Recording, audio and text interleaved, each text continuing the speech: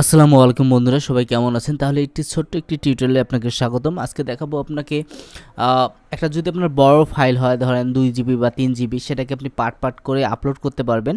আবার এক্সট্রাক্ট করার সময় সেটা এক ফাইলে আবার হয়ে যাবে। অথবা আমরা পাসওয়ার্ড সেট করাও আজকে শিখব উইনরারে। তো আমরা এই ফাইলটাকে আমি চাচ্ছি যে আমি পাসওয়ার্ড সেট করব।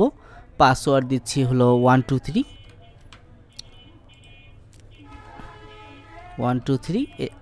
সরি নেমলক 123 ওকে।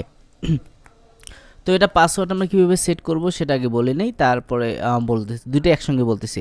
তো আমরা অ্যাক্টিভ টু আর্কাইভ নামে একটা অপশন দেখতে পাচ্ছেন, আমরা সেখানে ক্লিক করে নেব। সেখানে ক্লিক করে নেওয়ার পর এখানে অবশ্যই আর অবশ্যই সিলেক্ট করা থাকা লাগবে যদি আপনি পাসওয়ার্ড সেট করতে চান। আর যদি পাসওয়ার্ড সেট করতে না চান তাহলে জিপ ফাইল করে দিবেন, তাহলে বেটার হবে।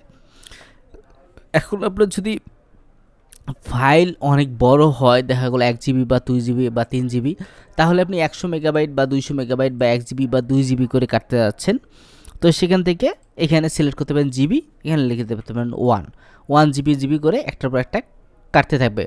ধরেন যদি 5 জিবির ফাইল হয় তাহলে 1 জিবি করে 5 জিবি কেটে 5টা ফোল্ডারে করবে। আবার যখন কেউ এক্সট্রাক্ট করবে তখন আবার একটা ফোল্ডারে ওটা হয়ে যাবে অটোমেটিকলি।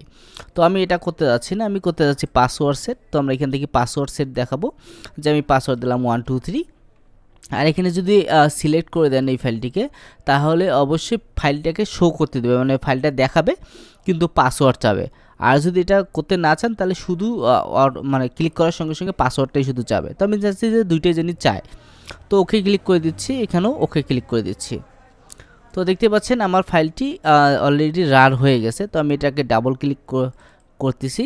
তো ডাবল ক্লিক করার সঙ্গে সঙ্গে দেখতে পাচ্ছেন পাসওয়ার্ড চাচ্ছে। আমরা হলো 1 2 3 দিয়ে দিলাম এবং ফাইলটি ওপেন হয়ে গেল। তারপরে আমরা চাইলে এটাকে আবার ডেস্কটপে টেনে ছেড়ে দিতে পারি, রিপ্লেস করতে পারি। এবার আরেকটা দেখাচ্ছি, এটা ডিলিট করে দিলাম, আবার ক্লিক করে নিচ্ছি। এবার আবার এরার এবং এখানে পাসওয়ার্ড দিচ্ছি 1 2 3 এবং ওকে দিচ্ছি।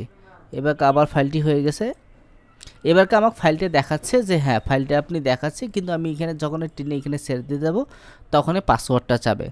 তো আজকের ভিডিওটা এতটুকুই ছিল, আপনার কাছে কেমন লাগলো তা কমেন্ট বক্সে জানিয়ে দেন। আর ছোটো এরকম টিউটোরিয়াল দিতেই থাকবো, যদি ভালো লাগে তাহলে অবশ্যই দেখবেন, আর ভালো না লাগলে অবশ্যই কমেন্ট বক্সে জানাবেন, তাহলে ভিডিওগুলো স্টপ করে দিব। তো আজকের মতো এতটুকুই, সুস্থ থাকবেন, ভালো থাকবেন, সব মিলে আল্লাহ হাফেজ। আর আমার চ্যানেলটি অবশ্যই সাবস্ক্রাইব করতে ভুলবেন না, কারণ সাবস্ক্রাইব করার জন্য কিন্তু এতগুলো টিউটোরিয়াল আপনাদের দেয়া। তো অবশ্যই বিবেচনার দিকটা দেখে রাখবেন।